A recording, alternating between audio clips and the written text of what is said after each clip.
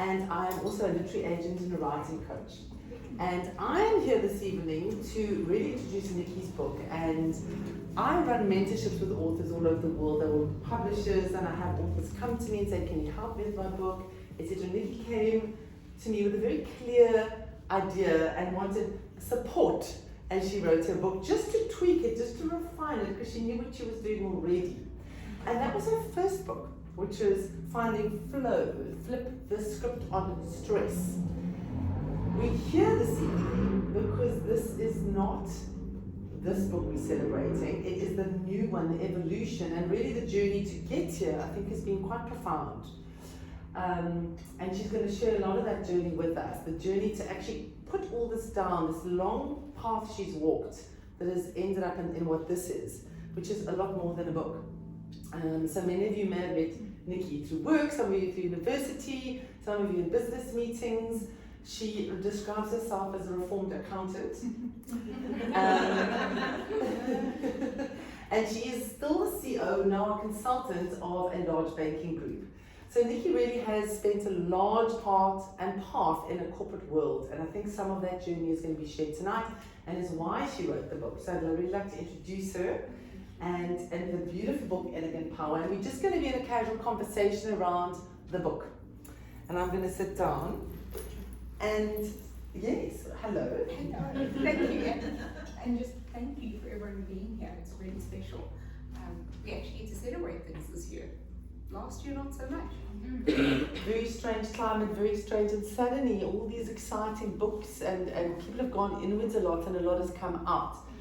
But I wanted to backtrack a little bit, because when you came to me with your first book, and your first book was quite a powerful story. You were a woman who had worked and risen up in the ranks, and you got to a point in your life where something happened to your health. What actually happened, and what was that tipping point that you got to? Well, I think many of us know, whether it's in corporate or not, what it's like. You think that there's a path you should follow, and that's exactly what had happened to me. I was ticking the boxes. I was a CA, I had an MBA in competitive economics, published a thesis, rise up through a career path that everyone was telling you should follow. But to Sarah's point, that was really when I was really trying to force things to happen, make things happen. We delivered a life insurer, we built it from scratch in 7 months. And that takes a toll, because it isn't just easy. You have to really force and navigate a corporate environment. And it would have been 4 years ago that really my journey started, in terms of some of the wake-up calls and some of the health issues. But basically the two tipping points, or the two real signs that really made me realize something was wrong, besides being at the chiropractor every week, having my back really solidified in the slab, was I was sitting in my chiropractor's office. It was a Tuesday morning, and she said to me, did you know that you've got a partial dislocation of your shoulder? And I looked at her, and she said to me, but did you feel it? My whole body had been locked into this complete state, which I was then diagnosed 2 days later as having a nervous system in a state of freeze, which is basically a state that most people in a war zone tend to live in. It's that hyper state of fight or flight, where your body puts everything else on hold other than immediate survival. So my digestion had suffered, my back was locked in tension. Most of the time I was holding my breath, and it didn't feel easeful for people to be around me. But I was one of the lucky ones. My poor dad was nearly in tears reading the book, because you know what it's like, we don't tell people always what we're going through. We want to make it better, and I did feel like my body was letting me down to some extent. It wasn't keeping up with me.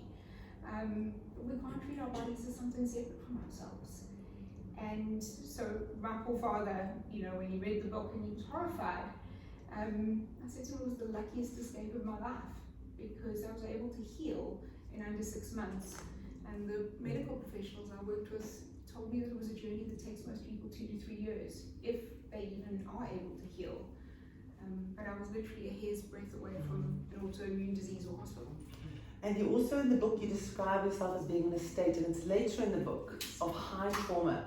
And many people here are women. There are also some gentlemen. I mean, was that a direct result of being a woman in the workplace, or were there more factors? I think a lot of it is being a woman in the workplace. I know men struggle too, because I wasn't showing up in the most easeful way for me. I wasn't showing up authentically as myself. And that's also been, and that's where the first and then led into the second book came from, is I found a different way to navigate those environments. I think for too long people say, especially to women, we want you to be yourself. But then they do expect you to show up in that very, I'm going to call it command and control, very forceful type leadership, which definitely isn't who I am at the core. Especially since I've actually allowed myself to release my nervous system, the work I did in the first book, back into that state of flow, where I could actually, I could see stress coming, rather than being triggered and everything happening up front, up close and personal to me. And it literally was happening here. So literally when someone came, I was just reacting. Whereas when you're able to actually release it back into that state of flow, you can choose how you're going to react. You understand that it's not necessarily directed at you, because your body still feels safe. But I do think to that point, there's a lot of women who ascribe to those shoulds, the expectations of how we think we should show up. And that definitely isn't easeful for our bodies, and it's not for many women. For some women it may be, but definitely not for most women. It doesn't really create that sense of flow and light us up in terms of our best way to show up. So there's definitely a different way. And a whole section in this book is about unshackling from the shoulds, which Yes. I really love. All those ways we think we should be at work or think we should be in the world. But back then because that journey is so profound of how you actually healed and Yes. recognized so quickly and really tackled it, which I think is your personality. Yes. Because some people would get autoimmune disease or whatever else happens to so many of us, breakdowns, meltdowns, and you somehow really, really saw it, stopped, and handled it. And I think, what did you do? Because you've said to me in a joking way that you became that woman with like crystals and aromatherapy and incense on your desk and tarot cards and incense. So you really went big, and you went in with everything, and you were still actually working and holding the job and showing up and all those things. So what went on? Well, first of all, you have to create space to actually listen to your body, to hear those nudges coming through. And to your point, as a reformed accountant who loves a good Excel spreadsheet, as I said to someone the other day, I was like, I've reframed woo-woo as woo-hoo. You really have to, just go with the things that feel easeful for us. And, the essential oils, and by the way, as a quick note, there are goodie bags and some little rollers in there for each of you, and some gorgeous other products from Leader and Wellness Warehouse, so thank you again. It really was just finding what was working for me and what was creating that ease within my body. And I think the greatest gift in those pauses for potency was I was able to understand what was serving my body and listen. And the more I listened, it's almost like the more momentum got built in that healing journey. As I started to tune back into everything within me, and start to trust myself again. I think that really is my journey in the second book. I said to someone, when did we stop trusting ourselves? When did we, stop thinking that we were worthy? And most often it's because we're ascribing to those shoulds, that societal conditioning, whether or not it's, our own, thoughts around what we think is required of us. Often we bring it on ourselves. But to that point, I was known at work, I had a diffuser on my desk. Half the time they were like, she's brewing the witch's pot, and I was like, I was walking up the escalators at work with a bottle of lavender essential oil in my pocket, and when things got really bad, I'd be like, wow, most other investment bankers are doing something else. So, but you sense it in your body, you just sense it go like, I always had this moment of, the universe coming to me and going, she gets it. She finally gets it. And I think I just stopped tuning into what everyone else was telling me I had to do and how life needed to look. I gave up on that picture and, you know, just decided that I wanted more joy, more light, more ease and more flow in my life. And that for me is where that magic has come. So yes, I do sound healing, I do all of those gorgeous things which I just adore. But my body is just, you know, really sending me that feedback to say this is the right path. And you can't, you know, replace getting out into nature. And that's why I'm so glad Benny's here. She spends all her days out in nature. Just getting my bare feet in the grass is one of the most incredible things to just, you know, ground you back in and center you in your body. But when we spend all of our days in an office, we don't make time for that. Absolutely, and you know, just speaking about the whole connecting with your body, there's such a wonderful, I think it's in that creating space. There's a beautiful process or chapter on how do you create that space, and you speak really about that. I think you call it a full body yes, or a hell yes. Yeah, and I really love that concept because you said it's deeply either a yes or a no. And I think that's when we tune back in. We listen to those. Rather than just going when someone says, oh, I think you should do this, and you're like, oh, okay, because again, it's that expectation, and when your body's not lighting up, and that's why I love the full body yes, especially as a woman, like you're like, I'm in for all of that, and I think we need more of that joy. And I'm going to quote Sarah here. I was at her recent book launch, and one of the big messages that really resonated with me was, have more fun. And I think we know what it feels like when we're lit up and we're having fun and we're in that slipstream. We won't always have that in everything we have to do in life, but I think we need to pay attention to that more and go in for those moments where life feels easeful and we're joyful. Do more of that, and I think that's for me just where the magic is. We step into our own unique gifts as well. And here's a question, can you do that and be that and have those full body yeses or those hell no's and still navigate a high-powered job? Because you are still there. Right? I'm there-ish is what I'll say, but I've navigated it differently. To that point, it is hard because everyone still expects you to be that same person in that same role, doing everything that you previously used to do. And specifically in my second book, which is really the level up to shine. I always say the first book is the survival, the second book is the level up to shine. And, you know, I built this business running big teams, and I realized that actually it wasn't what lit my brain up anymore. I like to fix and build things. I want to make sure that we're bringing something new and innovative across. And in this last year and a half, it has been my journey to step out of that. And so I left the COO role and stepped into being more of like an internal consultant, doing the stuff that I love.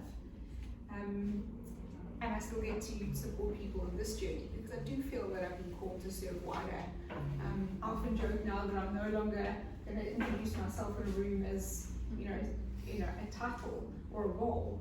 It's more that I'm a woman on a mission to change the way people feel about themselves and help them start to trust themselves and find that path of ease. But it has been challenging because a lot of people have, in fact, a lot of women, younger women in particular, have come to me and said, but why have you stepped away from that role? I was following your footsteps. I was doing what you were doing. And I just said to them, I said, you've got to take all of those shoulds and question as to whether or not they still serve you. And that can be in any facet of our lives. It can be a relationship, it can be, you know, something that we're doing or how we've been showing up for other people within roles within our lives, not just a corporate career. And it's been interesting. I challenged my one team that I now mentor, and I said to them, I said, create that awareness. How many times do you say should in a day? And they looked at me, and a few days later, someone came to me and they said, it's hell no that you've told me. It's awareness because I say should all of the time. But it's insidious. It's that conditioning that's crept in for so long. And yeah, who knows where it's going to lead? Yeah, and interesting, some of the shoulds in your book, which were really kind of these ideas about how a woman should be in the world. And there's a point in which you say, you know, somebody says you must freeze your eggs and have IVF, and you thought I'd rather save that 200,000 rand for adventure trips and Antarctica. And I have been to Antarctica. But it isn't there.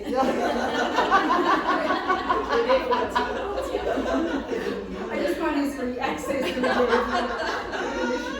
But to that point, I mean, I literally had to change gynecologists because he literally didn't get it. He kept saying to me, "You have to do this." And I said, "No." And you know what I loved is I now have a female doctor and she just completely gets it. I walk and she goes, "Nothing's changed." I was like, "Nothing's changed."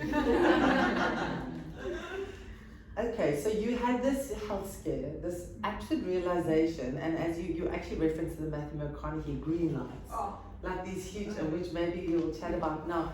You went, I cannot continue like this. I'm going to actually have a disease. You started opening up all these doors of can I do things differently? And you came to this place where really the concept that you've named behind this different way of being is called elegant power. Tell us a little bit about how that lands with you and how you interpret that. So, and I'll most probably read you the definition of elegant power, which is in the book, because I knew that was going to be a big thing that people would grapple with. Because, especially a lot of my male friends have said to me, that soft flow and grace, that feminine kind of energy, they said, that's not powerful. And I was like, it is the most powerful, energy there is. And I think so many people have mistaken, power with force, and I do reference David Hawkins in the book. He talks about it, and what I love is he says that power is magnetic. It moves things without having to move anything. It's like gravity, whereas force creates a counterforce. It's that really aggressive kind of dominance. And I think for too long we've allowed force in our lives and called it power. And I think we need to really create that space where we can hold space for ourselves and say, I'm enough just as I am. Do you mind if I read the definition?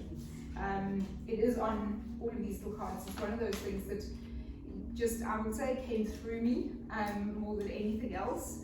And it really wasn't edited after the first time that I wrote it. Elegant power. A state of standing grounded in reverence of your own self-worth, sure in your sense of self, basking in the humble glow of the natural light of your individual gifts. You embrace all you have to offer to the world and yourself from an empowered, authentic, and unarmored state of grace. You acknowledge all aspects of yourself, light and shadow, knowing that they create the depth and color of your own personal landscape. No justification required, rather you standing in full ownership of your growth and your journey. Elegant power needs no explanation. It empowers and supports you and those around you from a place of easeful energy and thoughtful simplicity.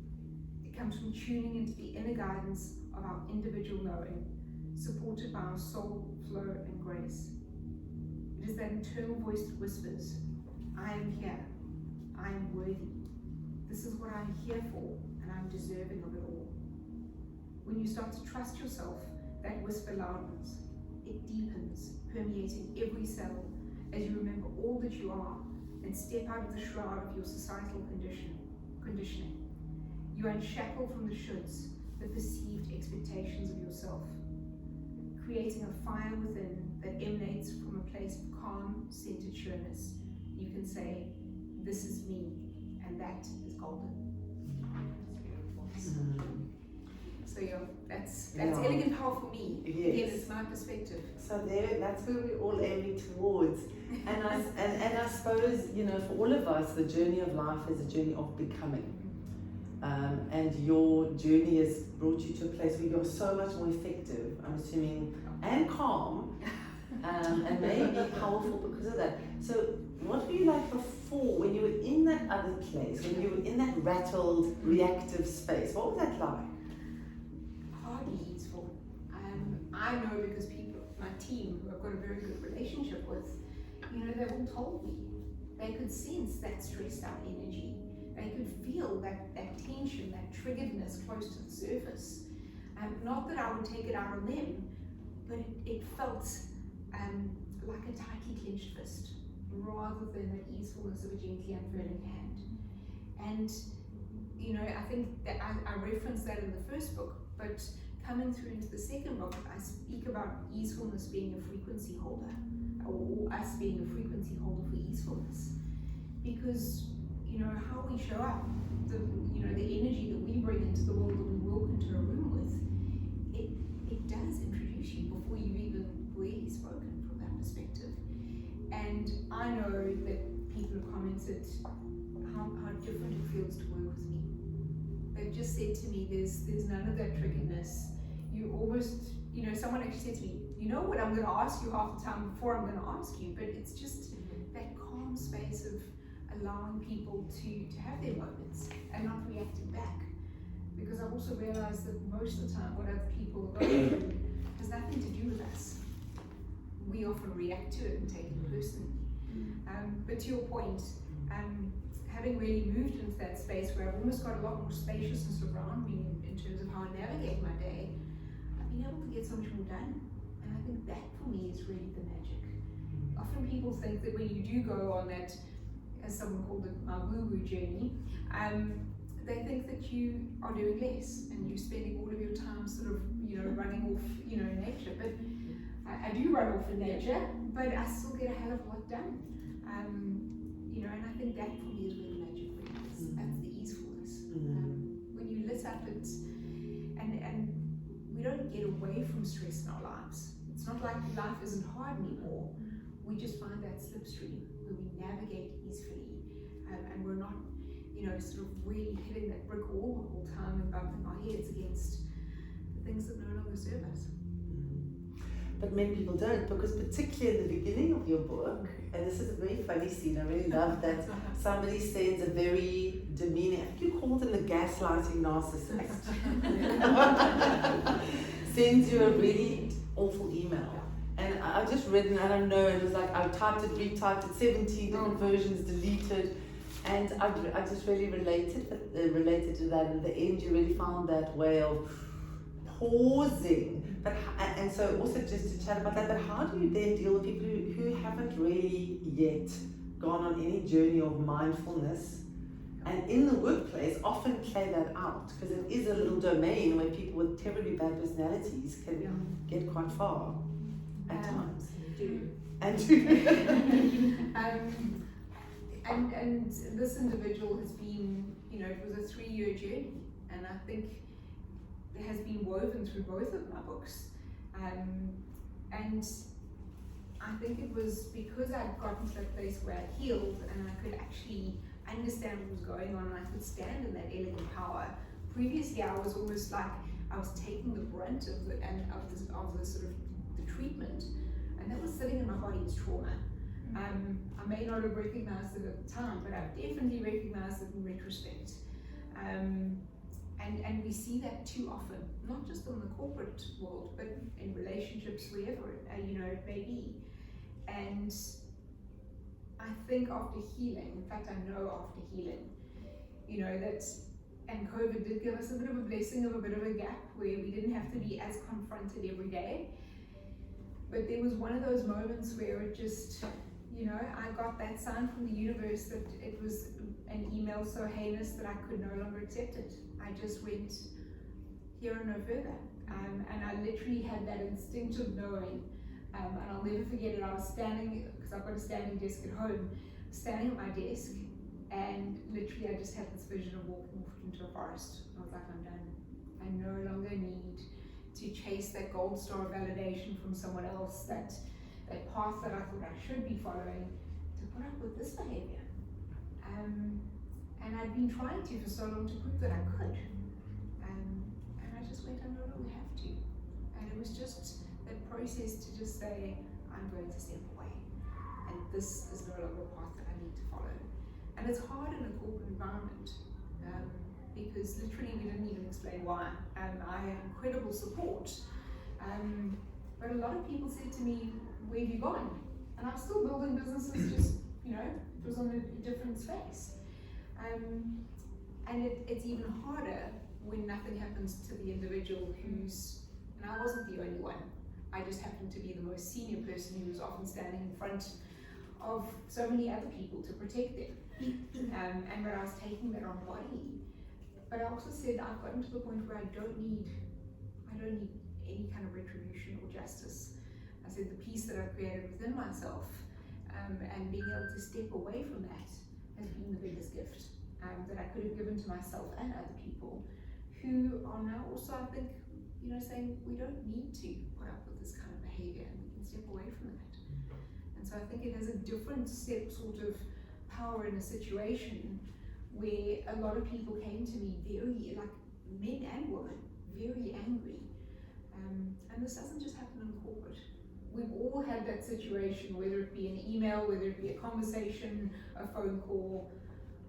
As someone said to me, she was like, it doesn't have to be a corporate email. We've all had that moment where we just go, I'm done.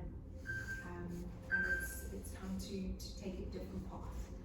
And so I'm just grateful that I could navigate that path and have the support to do so. And we're going to open it in a second to see if there are any questions before we move on. But it just also, although a lot of these examples are in the world of work, I think this is equally valid for relationships or personal relationships where you actually have those, or you suddenly have that moment of no. And then moving on and how do you navigate it. And what's very nice about your book and this book is there's a whole lot of reflections to just open doors to reframe or ask yourself those questions when these things come up. So we'll chat about that in a second. Are there any questions? This is the audience participation part that you're so nervous about. I've just seen a few people go like this. So I just did my book launch. My book is Love and Above, a journey through shamanism, coma and joy. And we had exclusive books in this big, there were about 80 people. And I think then the facilitator opened it up and I think my son, who was standing in the back, was 17, was so embarrassed. He put his hands up and he said, so where can you sign my book? He just wanted to find a space with it. I'll ask a question. Did you find that because you changed a lot and obviously weren't holding up other people's expectations, did you get a lot of any blowback from close family members? Did they perceive you as being different, or were they happy to go with the new Nikki? So I think, and I've also had a very public journey. When you write your story and you put it out there, it's you can no longer keep it hidden in the depths in shame. Because often I think a lot of people do. And that was one of the reasons I know I was called to write this, is to share that journey and to tell people in both books that they're not alone. So for me, in terms of family and friends, the support was unwavering. In fact, they were cheering me on from the sides. But I think because I've written about it in such detail, and I really owned it. And I think ownership is such an important part of it because we create that accountability within ourselves. And I think what's been interesting is I haven't actually had any form of blowback. The second book's going to be interesting because my picture's on the cover, which wasn't intentional. That just happened through a brand shoot. But I think it's going to be a lot more public because, if someone walks past that book in a bookstore, they will know that it's my story and it's that story about stepping away. But what I've realized in the last few weeks is part of the reason that cover came out was me really owning this path and stepping into my own elegant power. We teach, what we're learning or what we've learned. And I think it's so important from that perspective. But I think I've taken a lot of people intentionally along the journey and spoken them through why. The irony is a lot of people said it's about time. But it's always easier for other people to see it for you. We've got to own it for ourselves. And when it really lands, that for me is where that boundaryness comes. And we hold the space for ourselves.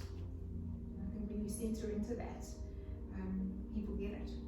And it inspires them, which I think for me is one of the most important things I think we can do as people, especially in these times when we step away from things as we emerge from, or are emerging from COVID, hold that space and really carve a path of ease for ourselves. It sounds like this has been like a journey of self-awareness for you. Like these books are a manifestation of exactly that. How easy was it to be self-aware? Because it sounds like quite a hard thing to do, because there's some negatives you have to accept along the way, but how do you use them to be a force for good for others? So I spend a lot of time reflecting. For those of you who don't know, I also have a journal business. Again, it was one of those things that came to me, and I knew I had to share it with the world. I've got gratitude journals, and it's the Inspire Change range of journals. So I spend a lot of time reflecting and writing it through. Awareness is the only way, because through that awareness you create that consciousness for yourself, and then you can't hide from it anymore. But to your point, it's not easy. And I've been very fortunate that I think when I opened up to a different way and actually went, you've got a path here, which is ill health, dis-ease as I call it, or you choose that path that feels easeful, that path of ease, that path of wellness, of feeling good. I knew I didn't have a choice. It's almost like that wasn't even something I couldn't go that path. I knew it was in my body.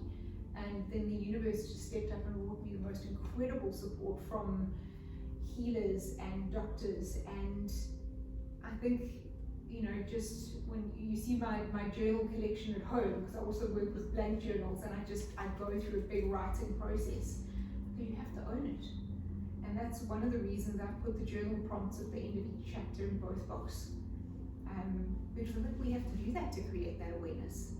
But quite a few people have said to me, I read through your journal prompts, and I went, yeah, no, I'm golden, I'm good. And I was like, the problem is it's going to keep nudging you until you do. I mean, I've had those moments where I've done exactly that, and then I go, okay, let me just go and sit down and actually face this and work through it. And it's not a journey that ends at a certain point and you're done. It's a it's not a destination, sorry, I should have rather said. It's a journey where we keep evolving and layering, and we have that awareness. And I think that's why I love creating those spaces where we can actually allow the unconscious to become conscious. My first book came to me on a run. I don't even know, literally I was running around my complex in the middle of COVID, and it literally, the title, the concept came through, and I just went, I think I've got to do this. And then I got back and went, no. And I had many of those moments of who am I to do this? And it's amazing how that gets reflected back at you. So you really do have to own it. In fact, in an interview with Gareth Cliff, he actually said to me, you used to write this book. You're not a doctor, you're not a psychologist or a doctor or a medical professional. And it was that crystal clear moment where I had to really own it. And I went, who am I not to do this? I said, this is my lived experience, this is my path, this is my journey.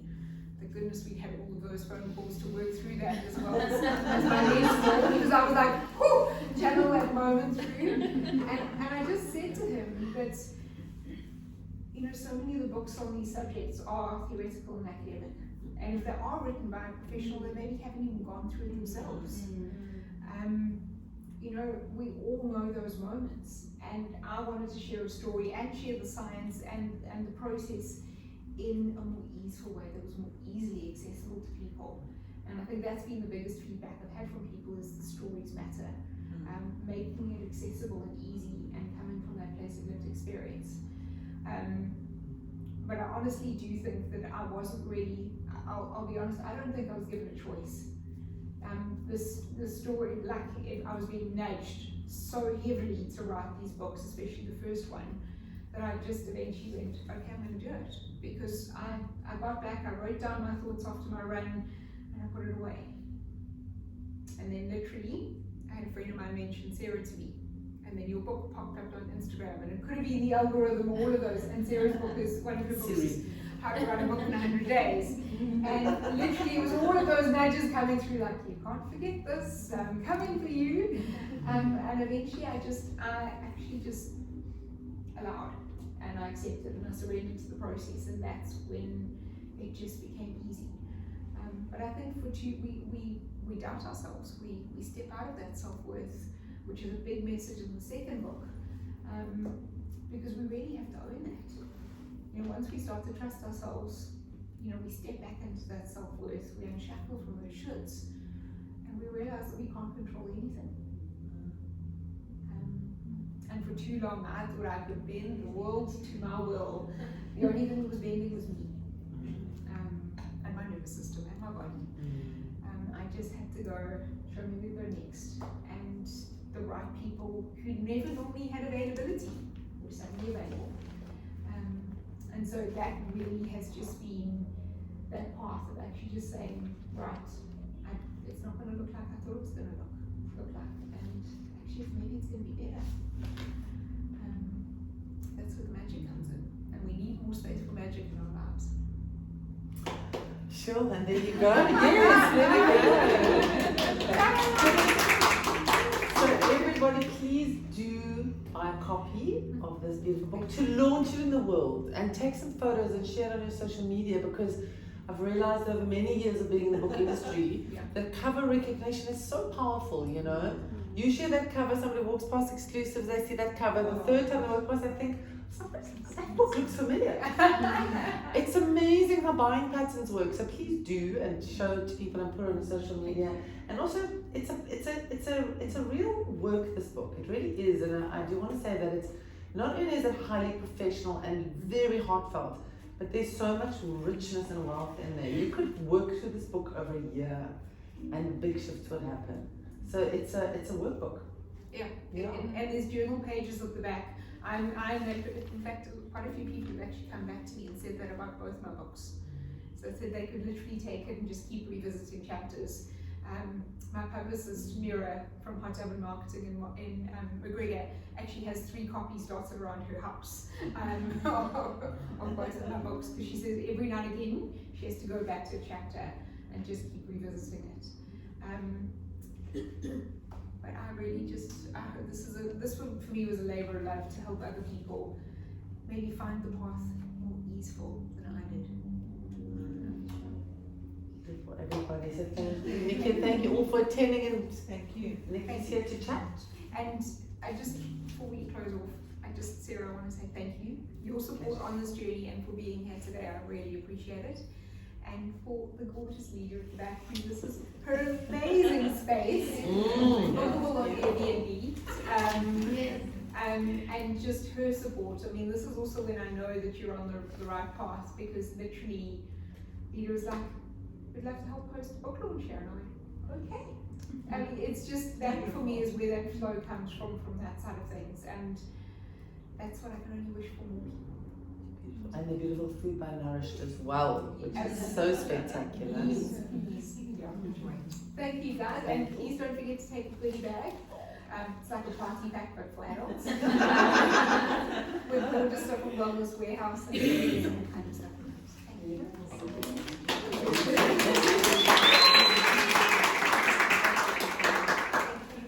I feel like we need to You use know, it.